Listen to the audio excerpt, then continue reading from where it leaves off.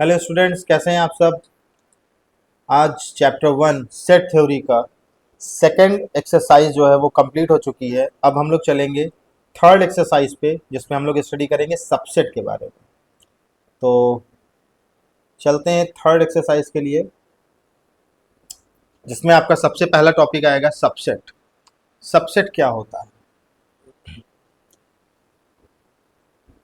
तो अगर सबसेट की बात की जाए तो डेफिनेशन एनसीईआरटी कहती है a set capital A is set to be a subset of a set B. यानी किसी एक सेट का दूसरा सेट जो होगा वो सबसेट कहलाएगा। कब? If every element of A is also an element of B. जब ए में जितने भी एलिमेंट हों वो सारे एलिमेंट बी में भी प्रेजेंट होने चाहिए। इसका मतलब अगर हम कोई एक सेट ले लें ए, एग्जाम्पल से देखते हैं इसे।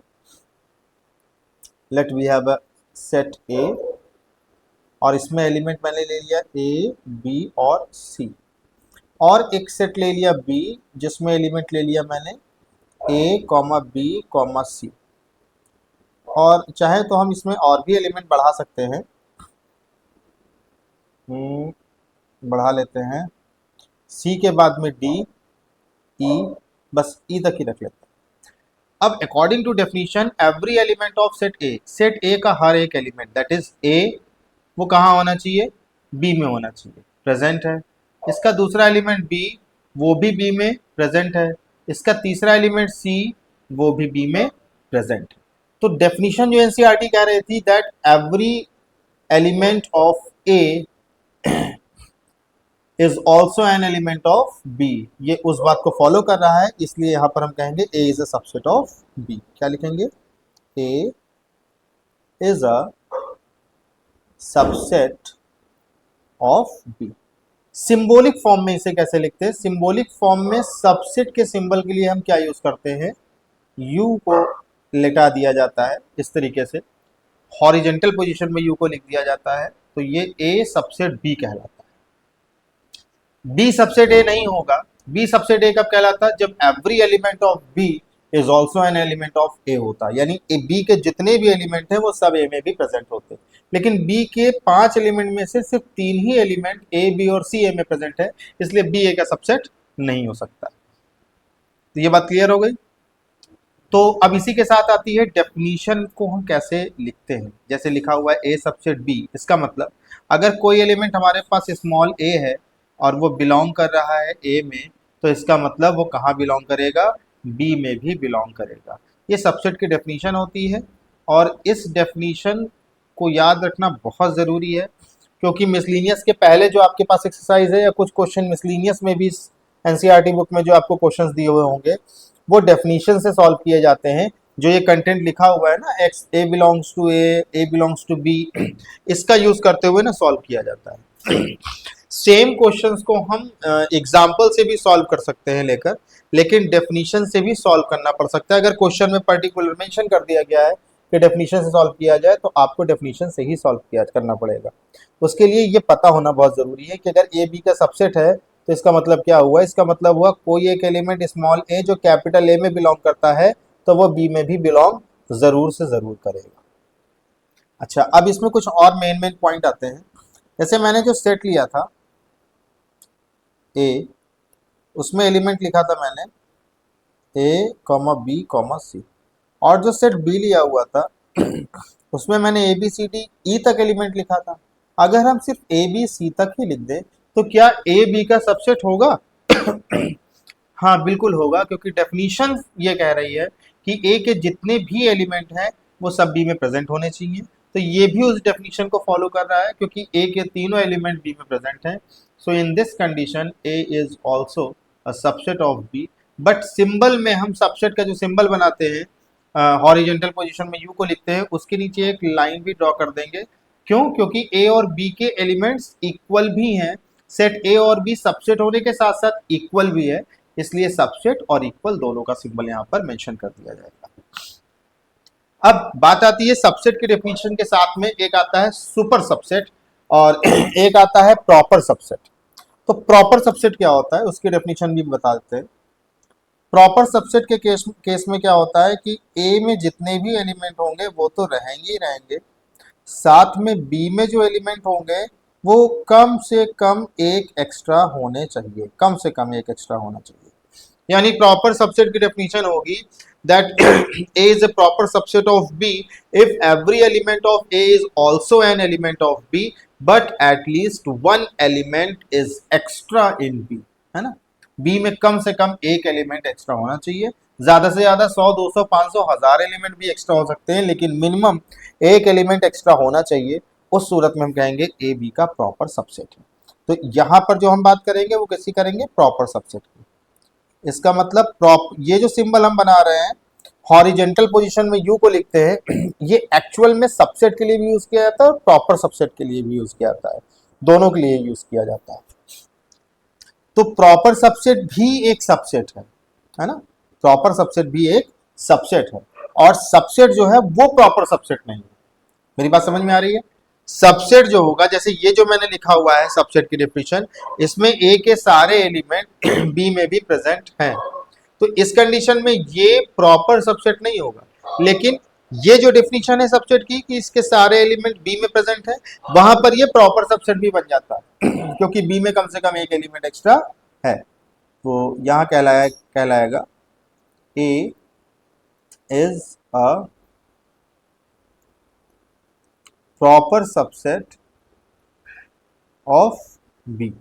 ठीक, एक बात और आती है सुपरसेट की। तो सुपरसेट में क्या होता है, if A is a proper subset of B then B is called superset of A, है ना। तो यहीं से आ जाएगा बी इज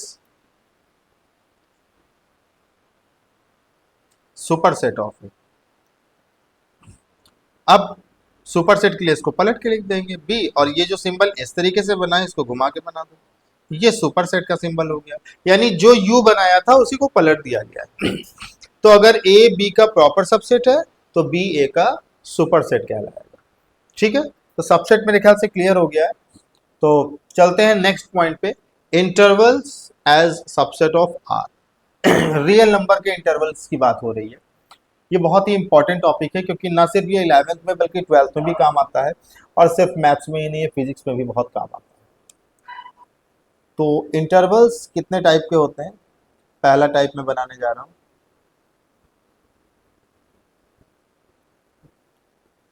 2,3। दूसरा मैंने बनाया, एलिमेंट सेम रहेगा 2,3। तीसरा इंटरवल बना रहा हूं 2,3 और चौथा 2,3। यहां जो हमने ब्रैकेट यूज किया है वो स्मॉल ब्रैकेट यूज किया है, इसको हम कहते हैं ओपन इंटरवल। ये ओपन इंटरवल कहलाता है। यहां हमने बिग ब्रैकेट यूज किया है, इसे हम कहते हैं क्लोज्ड इंटरवल। आप लोगों ने पहले गेस कर लिया होगा कि जब पहला ओपन है तो दूसरा क्लोज ही होगा, और अगर दूसरा गेस कर लिया तो तीसरे में आप फंस जाएंगे क्योंकि एक तरफ ओपन है एक तरफ क्लोज है। इसे हम कहते हैं सेमी ओपन, क्योंकि आधा ही ओपन, सेमी क्लोज्ड।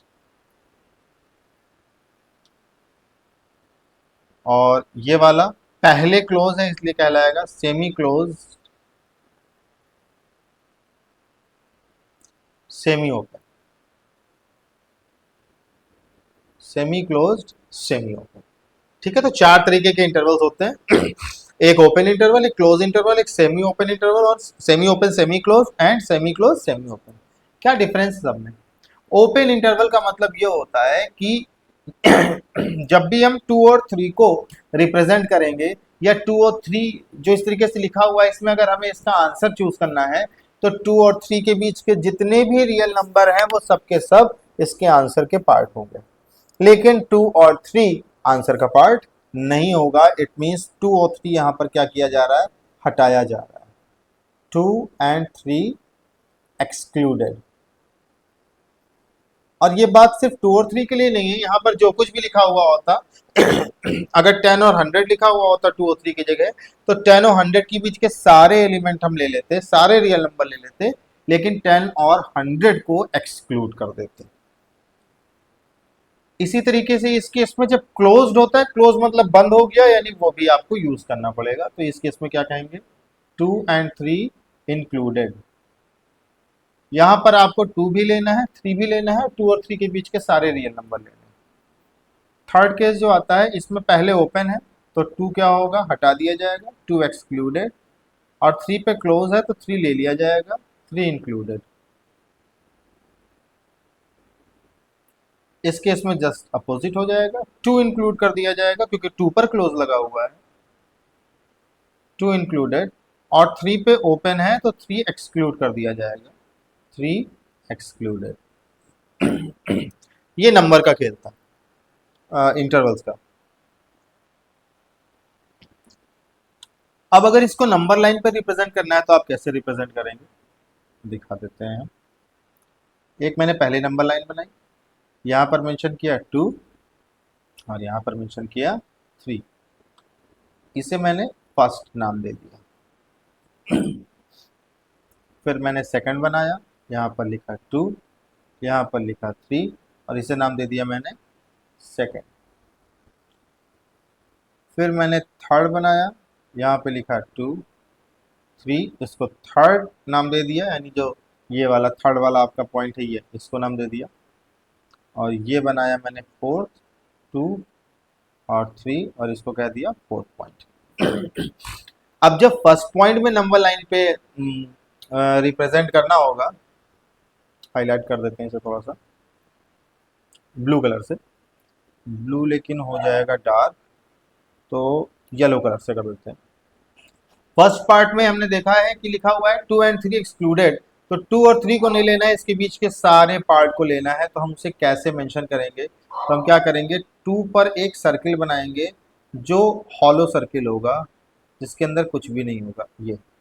और चूंकि रियल नंबर है तो इसके बीच के सारे नंबर ही आपके सोल्यूशन पार्ट है, तो इसको डार्क कर दिया जाएगा। ये आपका आंसर पार्ट है किसका, ओपन इंटरवल के लिए। इसका मतलब 2 और 3 यूज नहीं हो रहा है, 2 और 3 इंक्लूड नहीं हो रहा है, एक्सक्लूड हो रहा है। सेकंड में 2 और 3 दोनों इंक्लूड हो रहे हैं। इंक्लूड होने में भी हम सर्किल बनाते हैं, लेकिन एम्प्टी सर्किल नहीं बनाते हैं, इसे हम पूरा फिल कर देंगे, डार्क सर्किल। डार्क सर्किल जैसे आंखों के नीचे होता है, वही है डार्क सर्किल। और बीच की लाइन को भी हाईलाइट कर देंगे क्योंकि वो भी आपका सोल्यूशन पार्ट है। तो इसमें सेकंड वाले केस में क्या होता था, आपका आंसर में 2 भी आएगा, 3 भी आएगा और उसके बीच के सारे नंबर आएंगे, इसीलिए लिखा हुआ है 2 एंड के बाद नहीं लिखा हुआ है 2 and 3 इंक्लूडेड। थर्ड पार्ट में 2 एक्सक्लूड हो रहा है, एक्सक्लूड हो रहा है, इसका मतलब आपको थर्ड पार्ट में सिर्फ और सिर्फ एक हॉलो सर्किल बनाना है। और 3 इंक्लूड हो रहा है, यानी 3 पे आपको डार्क सर्किल बनाना है। और बीच की लाइन एज यूजुअल आपको डार्क कर देनी है, क्योंकि बीच की लाइन में जितने भी पॉइंट्स होंगे, कितने पॉइंट्स होंगे नहीं मालूम, इनफाइनाइट पॉइंट्स होंगे और वो सब इंक्लूड होंगे। फोर्थ पॉइंट में अगर देखा जाए तो 2 पे क्लोज इंटरवल लगा हुआ है, यानी 2 पे जो सर्किल बनाएंगे वो डार्क सर्किल बनाएंगे। और 3 पर ओपन इंटरवल है तो 3 पर हम एक ब्लैंक एम्प्टी सर्किल बनाएंगे और बीच की लाइन क्या कर देंगे, डार्क कर देंगे। तो ये रिप्रेजेंटेशन था ऑन द नंबर लाइन किसका, ऐसे इंटरवल्स के जो 4 काइंड्स के मैंने आपको बताए हैं। कौन कौन से, पहला बताया था ओपन इंटरवल, दूसरा बताया था क्लोज, तीसरा बताया था सेमी ओपन सेमी क्लोज, और फोर्थ बताया था सेमी क्लोज सेमी ओपन। सबकी मीनिंग आपको पता चल चुकी है, एक बार फिर से बता देते हैं। ओपन इंटरवल का मतलब जो 2 पॉइंट दिए हुए हैं उसके बीच के नंबर लिए जाएंगे, उन 2 पर्टिकुलर पॉइंट्स को एक्सक्लूड कर दिया जाएगा। क्लोज इंटरवल का मतलब जो 2 पॉइंट लिए गए हैं उनके बीच के नंबर लिए जाएंगे और वो दोनों पॉइंट्स भी लिए जाएंगे।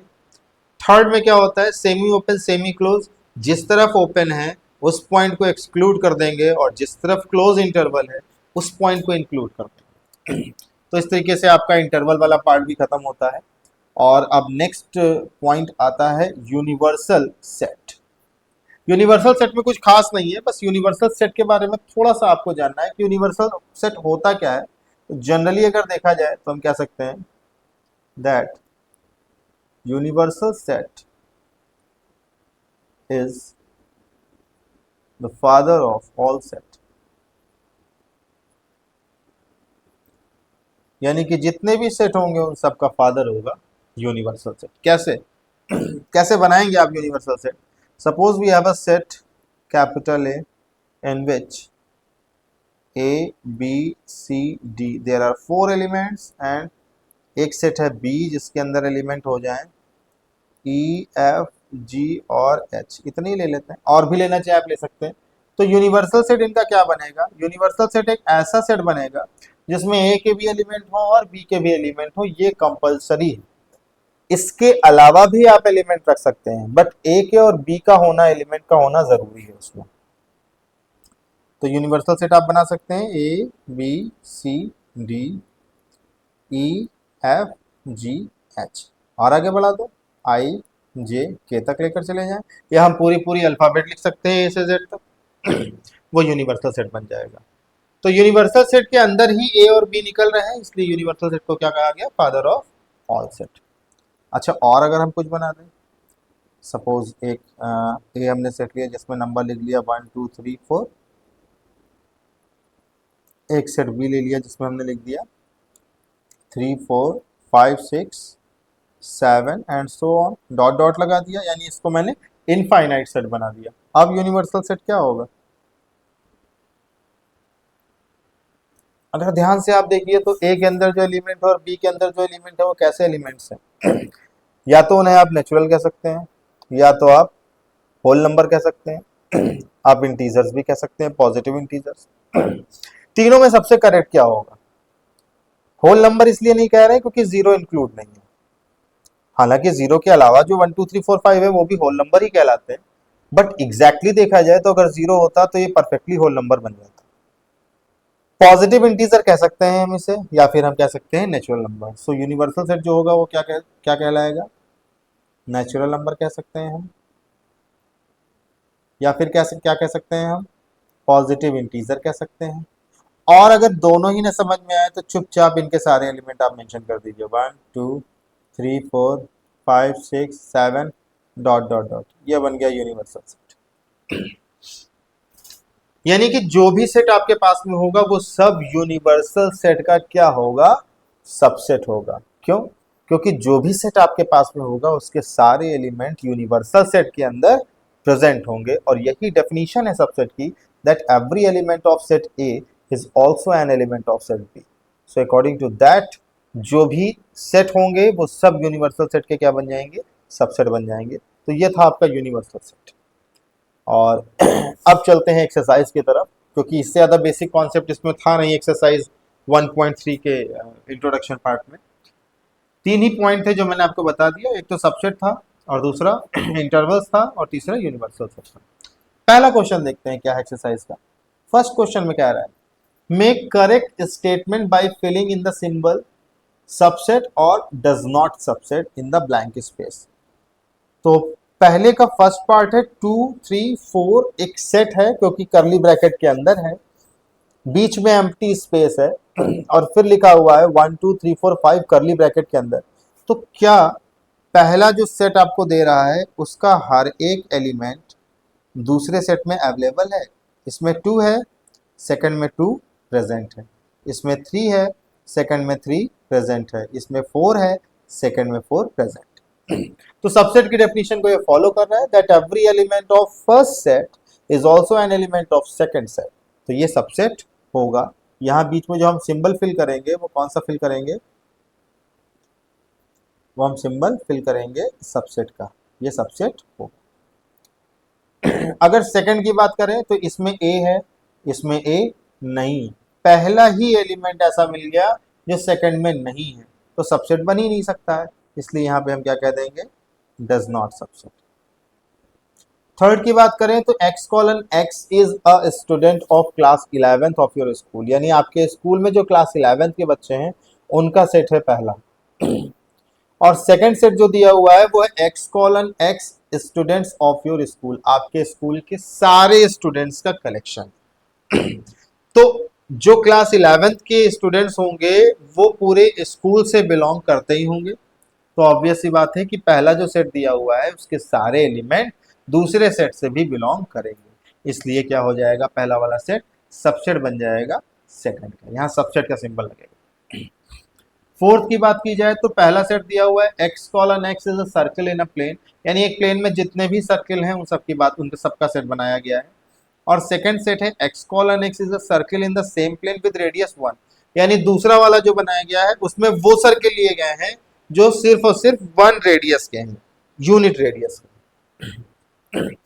पहले वाले सेट में जो सेट लिया गया है उसमें सिर्फ और सिर्फ सर्किल है, बट किस रेडियस के सर्किल है ये मेंशन नहीं है। हो सकता है 1 यूनिट का भी सर्किल हो सकता है 2 यूनिट के सर्किल हो सकता है 2000 यूनिट के सर्किल हो। और सेकंड सेट जो लिया गया है वो सिर्फ पर्टिकुलर 1 यूनिट रेडियस का ही सर्किल लिया गया है। तो जो पहला सेट है उसके एलिमेंट क्या सेकंड से बिलोंग करेंगे? नहीं कर सकते हैं, क्योंकि पहले सेट में जो 1 यूनिट वाले सर्किल होंगे वो तो बिलोंग करेंगे, लेकिन पहले सेट में जो 2 यूनिट 3 यूनिट और 3000 यूनिट रेडियस वाले सर्किल होंगे वो बिलोंग नहीं करेंगे। तो ये सबसेट नहीं होगा, सबसेट के आगे क्रॉस लगा देंगे, सबसेट नहीं है। फिर फिफ्थ आता है एक्स कॉलन एक्स is a rectangle in a plane. एक प्लेन के अंदर जितने भी रेक्टेंगल हैं चाहे वो किसी काइंड के भी हो, इक्विलेटरल हो, आइसोसेलेस हो, स्केलन हो, या फिर ऑब्ट्यूस एंगल हो, एक्यूट एंगल हो, कोई भी हो, वो ट्राइंगल सारे के सारे इस सेट में होंगे। सेकंड सेट जो दिया गया है वो एक्स कॉलन एक्स is a rectangle in a plane, rectangle की बात कर रहा है। तो रेक्टेंगल की बात अगर कर रहा है, रेक्टेंगल का सेट है तो उसमें ट्राइंगल का सेट नहीं आ पाएगा, इसलिए यहां पर क्या होगा, सबसेट नहीं। सिक्स की बात किया जाए एक्स कॉलन एक्स इज एन इक्विलेटरल ट्राइंगल। अब यहाँ पर वो सेट है जिसमें सिर्फ और सिर्फ पर्टिकुलर इक्विलेटरल ट्राइंगल ही है, और दूसरा सेट जो है उसमें सिर्फ और सिर्फ ट्राइंगल है। अब जो ट्राइंगल का सेट होगा उसमें हर टाइप के ट्राइंगल होंगे और यहाँ जो सेट लिया गया है वो सिर्फ इक्विलेटरल ट्राइंगल का लिया गया है। तो इक्विलेटरल ट्राइंगल ट्राइंगल के सेट में तो मिलेंगे ही मिलेंगे, इसलिए ये यहाँ क्या बन जाएगा, सबसेट बन जाएगा। अगर कोई भी पॉइंट नहीं क्लियर होता है तो कमेंट में आप मेंशन कर सकते हैं, उस पर अलग से वीडियो बना दी जाएगी कि ये पॉइंट आपको नहीं समझ में आ रहा है या कमेंट में ही आपको एक्सप्लेन कर दिया जाएगा कि हाँ इस जगह क्या होना है क्या नहीं होना है। एक्स कॉलन एक्स is an even natural number पहला सेट है, इसमें वो नंबर लेने हैं जो इवन हो और नेचुरल नंबर हो। कौन कौन से हो सकते हैं? पहला इवन नेचुरल नंबर आपका हो जाएगा 2, दूसरा इवन नेचुरल नंबर हो जाएगा 4, 6 एंड सो ऑन, इस तरीके के होंगे। और सेकंड सेट है एक्स कॉलन एक्स इज एन इंटीजर, ये इंटीजर्स का सेट है, यानी इसमें माइनस के भी नंबर होंगे, जीरो भी होगा और प्लस का भी नंबर होगा। तो अब क्लियर दिख रहा है कि 2, 4, 6 जो यहाँ पर एलिमेंट आ रहा है वो इसमें भी अवेलेबल होगा। इवन 6 के बाद के जो नंबर होंगे 8, 10, 12, 14, 16 वो भी इंटीजर्स में मिलेंगे तो पहला वाला सबसेट होगा सेकंड वाला। इस तरीके से पहला क्वेश्चन आपका खत्म होता है और चलते हैं अब हम नेक्स्ट क्वेश्चन की तरफ। Question number 2, examine whether the following statements are true और फॉल्स। हमें बताना है सिर्फ ट्रू और फॉल्स है कि नहीं। तो पहले पार्ट में कह रहा है कि जो पहला सेट आपको दिया हुआ है वो सबसेट नहीं है दूसरे सेट का। चेक कर लेते हैं। इसमें एक एलिमेंट है ए जो इसमें प्रेजेंट है, इसमें एक एलिमेंट है बी जो इसमें प्रेजेंट है। तो डेफिनेशन के हिसाब से तो इसका हर एक एलिमेंट इसमें भी प्रेजेंट है तो ये सबसेट हो जाएगा, लेकिन ये कह रहे हैं कि सबसेट नहीं है, इसका मतलब ये गलत कह रहे हैं, तो इनको हम क्या कह देंगे, ये स्टेटमेंट क्या है, फॉल्स। सेकंड स्टेटमेंट देखते हैं, यहाँ भी सबसेट की बात कर रहा है। एक्स कॉलन एक्स is a vowel in English alphabet. तो इंग्लिश अल्फाबेट में जो वॉवेल्स होंगे वो कौन कौन होंगे, ए, ई, आई, ओ एंड यू। अब देख लेते हैं, ए इसमें प्रेजेंट है, ए यहाँ भी प्रेजेंट है, ई इसमें प्रेजेंट है, ई यहाँ भी प्रेजेंट है। तो सबसेट सबसेट की डेफिनेशन ये भी फॉलो कर रहा है और ये कह भी रहे हैं सबसेट है, यानी ये सही कह रहे हैं, तो ये हो जाएगा ट्रू। थर्ड केस देख लेते हैं। पहला 1 इसमें है, 1 इसमें भी है, 3 इसमें है, 3 इसमें भी है, इसमें 2 है जो कि इसमें अवेलेबल नहीं है, इसका मतलब सबसेट की डेफिनेशन ही फॉलो नहीं कर रहा है, तो ये इसका सबसेट नहीं होना चाहिए। और लिखा क्या हुआ है कि ये इसका सबसेट है, यानी कि ये गलत कह रहे हैं, तो ये स्टेटमेंट हो जाएगा फॉल्स। फोर्थ में एक ही एलिमेंट है ए जो कि इसमें भी प्रेजेंट है इसका मतलब ये इसका सबसेट होगा और ये कह भी रहे हैं सबसेट है, स्टेटमेंट ट्रू हो जाएगा। फिफ्थ केस में इसके पास एलिमेंट है, अच्छा यहाँ सिंबल बना हुआ है सबसेट का है नहीं, यहाँ सिंबल बना हुआ है बिलोंग्स का, तो बिलोंग तो करेगा ही नहीं, ये आपने पहली एक्सरसाइज में चेक कर लिया है। एलिमेंट बिलोंग करते हैं और ये एलिमेंट नहीं है, ये सेट है। एक सेट दूसरे सेट से बिलोंग नहीं करेगा, तो ये स्टेटमेंट क्या हो जाएगा, फॉल्स हो जाएगा। सिक्स पॉइंट देखते हैं, एक्स कॉलन एक्स is an even natural number less than six. Six से छोटे जितने भी नेचुरल नंबर हो जो कि इवन हो मेंशन करना है। 2 4 दो ही आ पाएंगे, सिक्स से छोटे दो ही नंबर है, 2 और 4। और अगर यहाँ की बात की जाए, यहाँ कौन कौन से नंबर आएंगे, नेचुरल नंबर विच डिवाइड्स 36। तो 36 को कौन कौन डिवाइड कर सकता है, 1 डिवाइड करेगा, 2 डिवाइड करेगा, 3 डिवाइड करेगा, 4 डिवाइड करेगा, 6 डिवाइड करेगा, 9 डिवाइड करेगा, 11 12 डिवाइड करेगा, 13 14 15 16 17 18 डिवाइड करेगा, और 36 खुद भी खुद को डिवाइड करेगा। अब ये एलिमेंट्स आएंगे इस केस में। तो 2 इसमें प्रेजेंट है, 2 इसमें भी प्रेजेंट है, 4 इसमें प्रेजेंट है, 4 इसमें भी प्रेजेंट है। तो सबसेट की डेफिनेशन फॉलो कर रहा है, यानी पहला वाला जो दिया हुआ है ये इसका सबसेट होगा, और ये कह भी रहे हैं कि सबसेट है, यानी स्टेटमेंट क्या है, ट्रू है। ठीक है, तो सेकंड क्वेश्चन भी आपका क्लियर हो गया। अब चलना है हमें थर्ड क्वेश्चन की तरफ, लेकिन थर्ड क्वेश्चन पे जाने से पहले एक छोटा सा पॉइंट हम बताना चाहेंगे। यहाँ पर सबसेट के बारे में बता दिया, प्रॉपर सबसेट के बारे में बता दिया, सुपर सेट के बारे में बता दिया, एक चीज रह गई है बताने को, नंबर ऑफ सेट सबसेट, और सबसेट लिखते कैसे हैं उसके बारे में थोड़ी सी इंफॉर्मेशन रहेगी, वो भी बता देते हैं। नंबर ऑफ सबसेट क्या होता है, उसका फॉर्मूला होता है 2 की पावर n, जहां पर n क्या होता है, number of element. It mean suppose हमारे पास कोई एक सेट हो ए जिसमें एलिमेंट हो 1, 2, तो इसके कितने सबसेट आप बना सकते हैं उसको हम यहां से निकालते हैं। कितने सबसेट बनेंगे, 2 की पावर n, n क्या है, नंबर ऑफ एलिमेंट, एलिमेंट कितने हैं, 2, तो 2 की पावर 2 यानी कि 4 सबसेट बन सकते हैं। अब आप सोचेंगे 4 सबसेट कैसे बनाएंगे, तो सबसेट बनाने का तरीका होता है कि सबसे पहले आप सिंगल सिंगल एलिमेंट को लिख लेते हैं। तो सिंगल एलिमेंट में पहला क्या लिख लेंगे हम, 1, इस तरीके से करली ब्रैकेट के अंदर, क्योंकि सबसेट है वो भी एक सेट होगा। फिर दूसरा एलिमेंट बचा 2, 2 को लिख लेंगे। जब सिंगल सिंगल खत्म हो जाए तो डबल डबल लिखिए। अब डबल में क्या आएगा, 1 और 2, और कुछ आएगा नहीं, और आगे एलिमेंट है नहीं तो आगे लिखना नहीं है। तो कितने एलिमेंट आपने लिख लिए, 3 एलिमेंट बना लिए, मतलब 3 सबसेट आपने बना लिया, 1 2 3, और यहाँ क्या लिखा हुआ है, 4। अब क्या करेंगे, तो आपको ध्यान होगा इसके पहले हमें एक और एलिमेंट लिखना है, 5। 5 इसका मतलब यह हुआ 5 is a subset of every set. हम कह सकते हैं 5 is a subset of every set.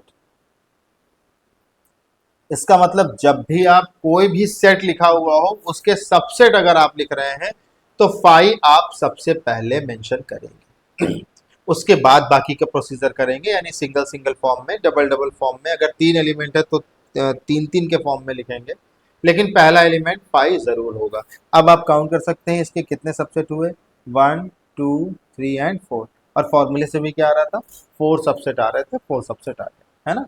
तो इस पॉइंट को ध्यान रखना, बहुत इंपॉर्टेंट पॉइंट है कि जो 5 होता है, जो एम्प्टी सेट होता है, वो हर एक सेट का सबसेट होता है। अब चलते हैं नेक्स्ट क्वेश्चन पे, क्वेश्चन नंबर 3। और क्वेश्चन नंबर 3 क्या कह रहा है, एक सेट ए है हमारे पास, उसे लिख लेते हैं,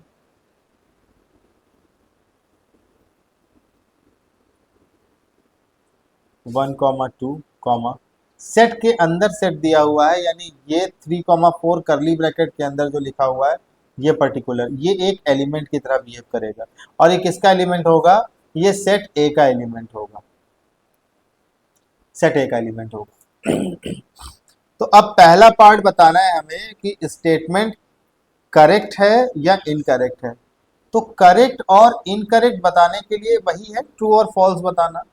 करेक्ट होगा तो सी लिख देंगे, इनकरेक्ट होगा तो आई सी लिख देंगे। 3, 4 is a subset of A. अब आप बताइए 3, 4 जो लिखा हुआ ये क्या सबसेट बन सकता है, ये तो एक एलिमेंट की तरह यहाँ बिहेव हो रहा है ना, तो ये सबसेट नहीं होगा, ये इनकरेक्ट स्टेटमेंट है। INC लिख दे रहे हैं इनकरेक्ट के लिए, गलत है। सेकंड की बात करें, 3, 4 करली ब्रैकेट के अंदर बिलोंग्स टू ए, हाँ एलिमेंट किसी सेट से बिलोंग करते हैं और ये एक एलिमेंट की तरह बिहेव कर रहा है इसलिए बिलोंग करेगा, ये आपका करेक्ट स्टेटमेंट है। थर्ड, करली ब्रैकेट 3, 4 उसके बाहर भी करली ब्रैकेट लगा दिया गया, यानी अब ये जो एलिमेंट था ये खुद क्या बन गया, एक सेट बन गया, तो ये इसका सबसेट है। हाँ ये इसका सबसेट है क्योंकि इस सेट के अंदर सिर्फ एक एलिमेंट है, वो कौन सा एलिमेंट है, ये करली ब्रैकेट 3, 4 और वो इस ए में भी प्रेजेंट है, तो सबसेट की डेफिनेशन से ये क्या हो जाएगा, करेक्ट हो जाएगा। फोर्थ पॉइंट देखिए, one belongs to A, one एक एलिमेंट है जो ए से बिलोंग करता है, तो ये भी करेक्ट स्टेटमेंट होगा। फिफ्थ पार्ट देखते हैं, one is a subset of A, ये इनकरेक्ट हो जाएगा क्योंकि सबसेट हमेशा कौन सा होता है, कोई सेट होता है, और ये सेट तब होता है जब इसके बाहर क्या लगा होता, करली ब्रैकेट, जो कि लगा नहीं है। 1, 2, 5 करली ब्रैकेट के अंदर, यानी एक सेट बन गया, तो क्या ये सबसेट है का, देख लो, इसका पहला एलिमेंट 1, इसका पहला एलिमेंट 1, इसका सेकंड एलिमेंट 2, इसमें भी 2 प्रेजेंट है, इसमें है 5, इसमें भी प्रेजेंट है, तो सबसेट की डेफिनेशन को फॉलो कर रहा है, यानी ये भी क्या है, करेक्ट। सेवेंथ में कह रहा है 1, 2, 5 करली ब्रैकेट के अंदर बिलोंग्स टू है, अब ये खुद ही एक सेट है तो ये ऐसे बिलोंग करेगा ही नहीं, है ना, तो ये हो जाएगा इनकरेक्ट।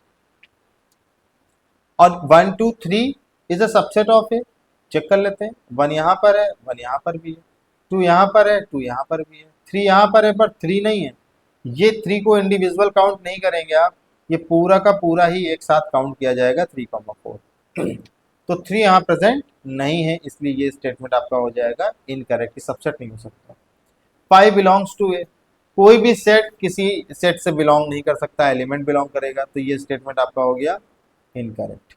और 5 इज सबसेट ऑफ ए, अभी मैंने इससे पहले बताया आपको कि 5 हर एक सेट का सबसेट होता है, तो उसके अकॉर्डिंग ये करेक्ट हो जाएगा, सबसेट है।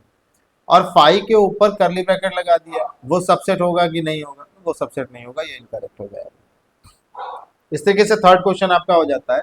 अब फोर्थ क्वेश्चन में हमें क्या लिखना है, सबके सबसेट लिखना है, लिख देते हैं भाई सबसेट। फोर्थ पार्ट, पहला है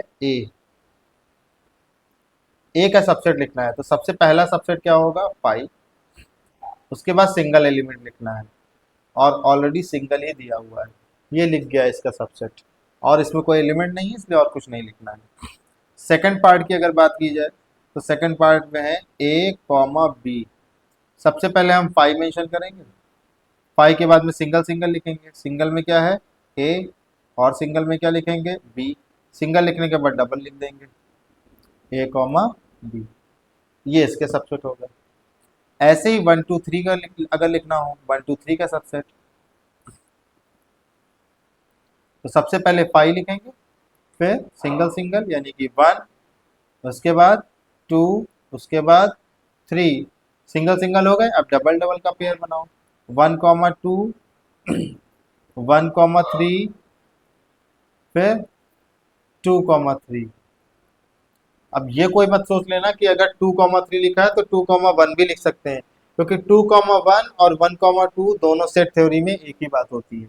1, 2 में भी दो एलिमेंट है 1 और 2, और 2, 1 में भी दो एलिमेंट है 2 और 1, और दोनों इक्वल हो जाएंगे, उनका कोई मतलब नहीं है, एक ही बार लिखा जा सकता है। दो दो बनाने के बाद 3 3 लिखेंगे, 3 में आ जाएगा 1, 2 और 3, ये सबसेट बन गया 1, 2, 3 का।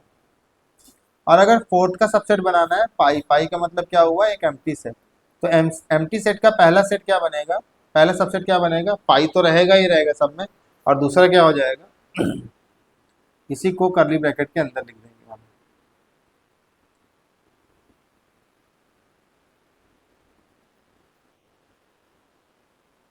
करली ब्रैकेट के अंदर नहीं, दूसरा आप कुछ लिख ही नहीं सकते हैं, क्योंकि लिखा किसको जाता है, एलिमेंट को, और एलिमेंट तो है ही नहीं ना, तो जब एलिमेंट है ही नहीं तो आप कुछ लिख ही नहीं सकते हैं, यानी कि सिर्फ और सिर्फ आप फाइव को फाइव ही लिख सकते हैं, एक ही सबसेट बन सकता है। चेक भी कर लेते हैं सबसेट के फॉर्मूले से। सबसेट का फॉर्मूला होता है 2 की पावर n, और n क्या होता है, नंबर ऑफ एलिमेंट, इसमें कितने एलिमेंट हैं 1, तो 2 की पावर 1 मीन्स 2, यानी 2 सबसेट बनेंगे और हाँ 2 बन भी रहे हैं। इस केस में 2 की पावर एलिमेंट कितने हैं, 2, तो 2 की पावर 2 दैट इज 4, 4 सबसेट होने चाहिए, 1 2 3 एंड 4, 4 सबसेट बन रहा है, क्वाइट करेक्ट। यहाँ 2 की पावर एलिमेंट है 3, 2 की पावर 3 दैट इज 2 2 4 2 8, 8 सबसेट बनने चाहिए थे, 1 2 3 4 5 6 7 एंड 8, सही है ये भी। 2 की पावर एलिमेंट 5 के अंदर कोई एलिमेंट होगा ही नहीं क्योंकि एम्प्टी सेट है, तो एलिमेंट हुए 0, 2 की पावर 0 मीन्स 1, तो सिर्फ और सिर्फ एक सबसेट बनेगा और एक ही आपने बनाया है, 5 का सबसेट सेट क्या होगा, 5 होगा। इस तरीके से आपका फोर्थ क्वेश्चन भी खत्म होता है। चलते हैं फिफ्थ क्वेश्चन पे। फिफ्थ क्वेश्चन में हमें क्या करना है, ये कुछ सेट दिया हुआ है आपको, किस फॉर्म में आप जानते हैं, सेट बिल्डर फॉर्म में, इसे हमें इंटरवल में कन्वर्ट करना है जो कि बहुत ही आसान है। सिर्फ और सिर्फ हमें इस स्टेटमेंट को फोकस करना है।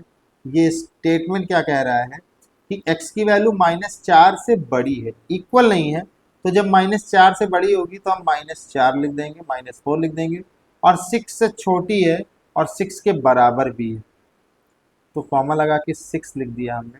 क्योंकि 6 के बराबर है इसलिए 6 पे हम क्या लगा देंगे, क्लोज इंटरवल, क्योंकि 6 इंक्लूड हो रहा है और 4 इंक्लूड नहीं हो रहा है, तो 4 पे हम क्या लगा देंगे, ओपन इंटरवल। रियल नंबर का केस है इसलिए ये इंटरवल यूज कर रहे हैं, अगर रियल नंबर का केस ना होता तो इंटरवल की कोई नीड नहीं थी, सीधे सीधे एलिमेंट्स लिख देते, वही काफी था। अब इस इंटरवल का मतलब हुआ -4 से 6 के बीच के सारे नंबर आपके सोल्यूशन पार्ट में होंगे, -4 इंक्लूड नहीं होगा और 6 इंक्लूड होगा, और ये स्टेटमेंट भी कह रहा है कि -4 से बड़े नंबर लेने, यानी -4 नहीं लेना है, इंक्लूड नहीं करना है, और 6 से छोटे और 6 के इक्वल नंबर लेना है, यानी कि 6 को इंक्लूड करना है। सेकेंड स्टेटमेंट को अगर देखा जाए तो x की वैल्यू -12 से बड़ी है तो -12 लिख देंगे, और -10 से छोटी है -10 लिख देंगे। दोनों ही जगह इक्वल का साइन नहीं लगा हुआ है तो दोनों साइड पे क्या लगा देंगे, ओपन इंटरवल, क्योंकि दोनों ही इंक्लूड नहीं हो रहे हैं। थर्ड केस में स्टेटमेंट अगर देखेंगे तो 3 और 4 लिखा है और दोनों पे इक्वल का साइन लगा हुआ है, तो क्लोज इंटरवल यूज करेंगे आप 3, 4।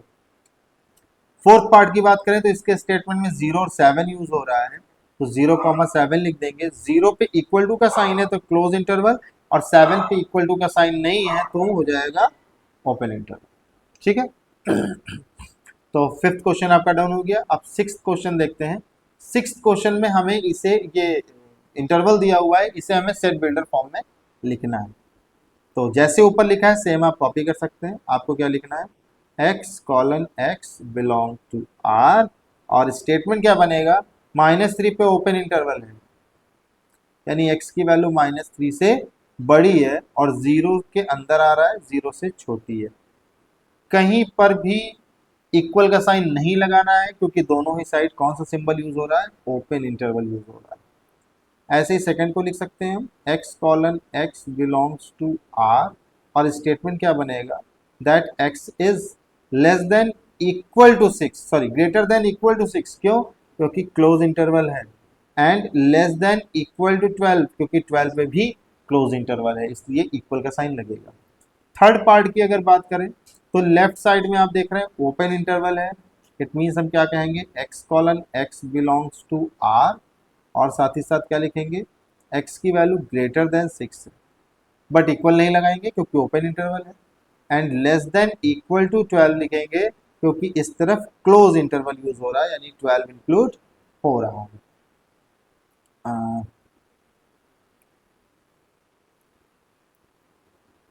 और इसको इसके बाहर कौन सा ब्रैकेट बना देंगे, करली ब्रैकेट।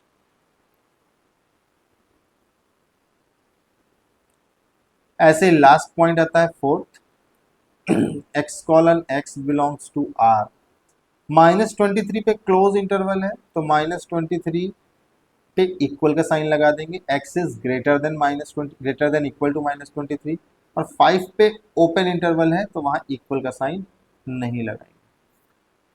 अगर ध्यान से देखो तो पहला एग्जांपल जो दिया हुआ है वो ओपन इंटरवल का है, सेकंड एग्जांपल जो दिया है वो क्लोज इंटरवल का है, थर्ड एग्जांपल जो दिया है वो सेमी ओपन सेमी क्लोज का है, और फोर्थ एग्जांपल जो दिया हुआ है वो सेमी क्लोज सेमी ओपन का है। और ये सारे एग्जांपल्स ऑलरेडी मैंने आपको यहाँ पर समझाया था जब इंटरवल बता रहे थे। पहला ओपन का था, दूसरा क्लोज का, तीसरा सेमी ओपन सेमी क्लोज और चौथा semi close semi open. Same content NCERT ने आपको एज ए क्वेश्चन दिया हुआ है। ठीक, तो इस तरीके से फिफ्थ और सिक्स क्वेश्चन भी आपका खत्म होता है। चलते हैं नेक्स्ट क्वेश्चन पे, क्वेश्चन नंबर 7। हमें इसमें बताना है कौन सा यूनिवर्सल सेट लिया जाए, और सेट दे रखा है the set of right triangles, यानी हमारे पास एक ऐसा सेट है जिसमें जो एलिमेंट्स हैं वो ट्राइंगल्स हैं, और कैसे ट्राइंगल है, राइट एंगल ट्राइंगल्स। तो उनके लिए आप कैसा यूनिवर्सल सेट बनाना चाहेंगे, ऐसा यूनिवर्सल सेट जिसमें राइट एंगल ट्राइंगल बिलोंग करते हैं। तो सिंपल सा है, हम क्या बना दें, the set of all triangles in a plane, the set of all triangles in a plane. एक प्लेन के अंदर जितने भी ट्राइंगल हैं उनका सेट ले लें अगर, तो राइट एंगल ट्राइंगल भी उसमें बिलोंग कर जाएगा। सेकंड केस आ रहा है इसका, the set of isosceles triangle. Obvious सी बात है, जो यूनिवर्सल सेट लिया हुआ है हमने, इसमें पहला पार्ट भी इंक्लूड हो जाएगा और दूसरा पार्ट भी इंक्लूड हो जाएगा, यानी कि set of all triangles in a plane में ऐसे ट्राइंगल्स होंगे जो राइट एंगल्स भी होंगे और आइसोसेलेस ट्राइंगल भी होंगे। तो ये यूनिवर्सल सेट आपका 7th का आंसर हो जाएगा। 8th की बात किया जाएगा तो 8th में एक सेट दिया हुआ है ए, जिसमें एलिमेंट है 1, 3 एंड 5, और एक सेट दिया हुआ है बी जिसमें एलिमेंट है 2, 4 एंड 6। एक सेट दिया हुआ है सी जिसमें एलिमेंट है 0, 2, 4, 6, 8। और क्वेश्चन है विच ऑफ द फॉलोइंग में be considered as universal set for all the 3 set A B C. A B C के लिए कौन यूनिवर्सल सेट लिया जा सकता है, तो देख लेते हैं। इसमें 0 है, 1 है, 2 है, 3 है, 4 है, 5 है, 6 है। 0, 1, 2, 3, 4, 5, 6, 2, 4, 6 नो डाउट आ रहा है, लेकिन 8 छूट जा रहा है, तो इसको आप universal set A B C के लिए नहीं ले सकते हैं। यूनिवर्सल सेट वो होगा जिसमें इन तीनों के एलिमेंट्स इंक्लूड हो। सेकंड तो ले ही नहीं सकते हैं। थर्ड में देख लेते हैं, 0, 1, 2, 3, 4, 5, 6, 7, 8, और ये सब यहाँ पर भी अवेलेबल है। 0, 1, 2, 3, 4, 5, 6, 7 नहीं है, 8 है, और 8 भी यहाँ पर अवेलेबल है, तो इसको हम यूनिवर्सल सेट की तरह ले सकते हैं एबीसी के लिए। ये आपका करेक्ट आंसर होगा। फोर्थ केस में फिर नहीं ले सकते हैं, क्योंकि फोर्थ केस में 1, 2, 3, 4, 5, 6, 7, 8 तो है, लेकिन 0 नहीं है, और हमारे पास एक एलिमेंट 0 भी है। तो इसको भी नहीं ले सकते हैं। सिर्फ और सिर्फ आपका आंसर कौन सा होगा, आपका जो करेक्ट आंसर है वो थर्ड पार्ट होगा। थर्ड पार्ट को हम as a universal set for A B C हम यूज कर सकते हैं। तो इस तरीके से आपके सारे क्वेश्चंस कंप्लीट हो गए, 1 to 8 ऑल क्वेश्चंस एक्सरसाइज 1.3 के। अब नेक्स्ट वीडियो में हम लोग एक्सरसाइज 1.4 के क्वेश्चंस डिस्कस करेंगे और उसका बेसिक कॉन्सेप्ट डिस्कस करेंगे। उससे पहले अगर कोई भी डाउट होता है तो आप कमेंट बॉक्स में पूछ सकते हैं लिखकर, या फिर अगर आपको कुछ चेंजेस करवाना हो या आपकी तरफ से कोई सजेशंस हो हमारी वीडियो के लिए, तो वो भी आप कमेंट बॉक्स में मेंशन कर सकते हैं। तब तक के लिए थैंक यू सो मच।